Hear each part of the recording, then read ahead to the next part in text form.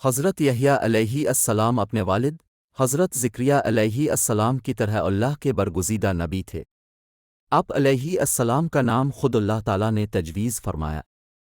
ارشاد باری ہے زکریا، ہم تمہیں ایک ایسے فرزند کی بشارت دیتے ہیں جس کا نام یحییٰ ہوگا۔ اس سے پہلے ہم نے اس نام کا کوئی شخص پیدا نہیں کیا۔ سورہ مریم 7۔ گویا دنیا میں سب سے پہلے آپ ہی کا نام یحییٰ رکھا گیا اور آپ اپنی صفات میں بھی سب سے منفرد تھے۔ حضرت یحییٰ اپنے والد حضرت زکریا علیہ السلام کی دعاؤں کا ثمرہ تھے، جنہیں اللہ نے بڑھاپے میں اولاد عطا فرمائی۔ حضرت یحییٰ کی والدہ عیشا اور حضرت مریم علیہ السلام کی والدہ نہ آپس میں حقیقی بہنیں تھیں، یوں حضرت یحییٰ اور حضرت عیسیٰ آپس میں خالہ زاد تھے۔ عام طور پر والدہ کی خالہ کو بھی خالہ ہی کہہ دیا جاتا ہے۔ نیز حضرت یحییٰ حضرت عیسیٰ سے عمر میں 6 ماہ بڑے تھے۔ انہیں جنگلوں بیابانوں سے محبت تھی، زندگی کا زیادہ تر حصہ وہیں گزارا جہاں درختوں کے پتے اور شہد بطور غذا کھاتے فرماتے، پیاس لگتی تو نہر سے پانی پی لیتے۔ زندگی بھر شادی نہیں کی۔ حضرت عیسیٰ علیہ السلام اون کا لباس پہنتے، جبکہ حضرت یحییٰ علیہ السلام جانوروں کے بالوں کا لباس زیب تن کرتے۔ درہم و دینار تھے، نہ کوئی غلام آباندی، کوئی مخصوص ٹھکانہ بھی نہ تھا، جہاں رات ہو جاتی وہیں بسیرا کر لیتے۔ حضرت جبرائیل امین علیہ السلام جنگل ہی میں وہی لے کر حاضر ہوئے۔ حضرت عبداللہ بن مبارک رضی اللہ عنہ فرماتے ہیں کہ بچوں نے حضرت یحییٰ علیہ السلام کو بچپن میں کہا آؤ چل کر کھیل کود کریں، تو آپ علیہ السلام نے فرمایا ہم کھیل کود کے لیے پیدا نہیں کیے گئے۔ حضرت ربی بن انس فرماتے ہیں کہ حضرت عیسیٰ علیہ السلام کی نبوت سب سے پہلے تسلیم کرنے والے حضرت یحییٰ علیہ السلام تھے۔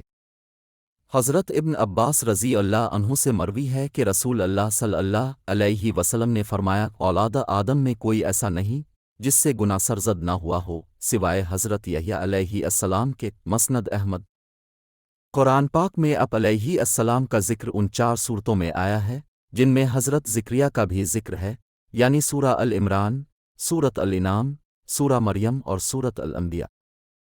اللہ عز و جل نے حضرت یحییٰ علیہ السلام پر وحی نازل فرمائی یحییٰ، ہماری کتاب مضبوطی سے تھام، اور ہم نے ان کو لڑکپن ہی میں دانائی عطا فرمائی تھی اور اپنے پاس سے شفقت اور پاکیزگی بھی، اور وہ پرہیزگار تھے اور ماں باپ کے ساتھ نیک سلوک کرنے والے تھے اور سرکش اور نافرمان نہیں تھے۔ اور ان پر سلام ہو جس دن وہ پیدا ہوئے اور جس دن وفات پائیں گے اور جس دن زندہ کر کے اٹھائے جائیں گے۔ سورہ مریم 12 تا 15۔ حضرت یحییٰ علیہ السلام ابھی کم عمر ہی تھے کہ پروردگار عالم نے فرشتوں کے ذریعے تورات حفظ کروا دی اور انہیں حکم دیا کہ آسمانی کتاب کا جو علم تمہیں عطا کیا گیا ہے اس پر خود بھی عمل کریں اور اپنی قوم کو بھی اس کا درس دیں۔ اس کے ساتھ ہی انہیں بچپن ہی میں علم و دانائی، عقل و حکمت، طہارت و پاکیزگی اور پرہیزگاری عطا فرمائی گئی، اور ان میں وہ تمام خوبیاں یکجا کر دی گئیں جو ایک نیک، پارسا اور صاحب ایمان بندے کی شان ہے۔ گناہوں، نافرمانیوں اور سرکشی سے کوسوں داور، والدین کے فرما بردار اور مخلوق خدا کے خدمت گزار۔ حضرت یحییٰ علیہ السلام اپنے والدین ہی نہیں، بنی اسرائیل کے لیے بھی اللہ تعالیٰ کا ایک بہت بڑا انعام تھے۔ آپ علیہ السلام کو اللہ تعالیٰ کی طرف سے تینوں حالتوں میں سلامتی ملی، یعنی پیدائش کے دن، موت کے دن اور یوم حشر۔ دراصل یہ تینوں مواقع کسی بھی انسان کے لیے سخت وحشت ناک ہیں۔ انسان ماں کے پیٹ سے نکلتے ہی ایک نئی دنیا دیکھتا ہے جو اس کی مختصر سی تاریک دنیا سے بہت زیادہ مختلف ہوتی ہے۔ موت کے دن اس کا واسطہ ایک اور دنیا سے پڑتا ہے۔ پھر جب اسے قبر سے زندہ کر کے اٹھایا جائے گا تو وہ اپنے آپ کو میدان حشر کی ہولناکیوں میں گھرا پائے گا۔ پس اس آیت میں ان تینوں مقامات اور مواقع پر اللہ تعالیٰ کی طرف سے حضرت یحییٰ علیہ السلام کے لیے سلامتی کا اعلان کیا گیا۔ حضرت یحییٰ علیہ السلام کی وفات کے بارے میں مفسرین نے مختلف واقعات تحریر کیے ہیں جو یہود و نصارہ کی کتب سے لیے گئے ہیں۔ تاہم مفسرین کی اکثریت نے جس واقعے کو بیان کیا ہے وہ لوقا کی انجیل سمیت یہود و نصارہ کی کئی کتب میں درج ہے۔ اس کا خلاصہ یہ ہے کہ یہودیہ کا بادشاہ ہیرود ایک عیاش شخص تھا جس کی وجہ سے پورے ملک میں فسق و فجور پھیل رہا تھا۔ اس نے اپنے حقیقی بھائی فلپ کی بیوی ہیرودیاس کو بغیر نکاح اپنے گھر میں رکھا ہوا تھا۔ حضرت یحییٰ علیہ السلام چونکہ نبی تھے اور دعوت حق کا فریضہ سر انجام دیتے تھے، انہوں نے بادشاہ کی ان فحش حرکات کے خلاف آواز بلند کی جس کے نتیجے میں انہیں گرفتار کر کے قید خانے میں ڈال دیا گیا، تاہم بادشاہ ان سے ڈرتا بھی تھا۔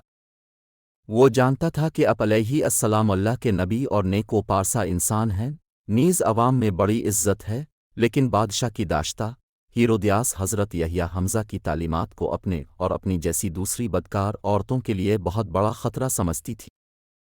چنانچہ وہ اب علیہ السلام کی جان کے درپے ہو گئی۔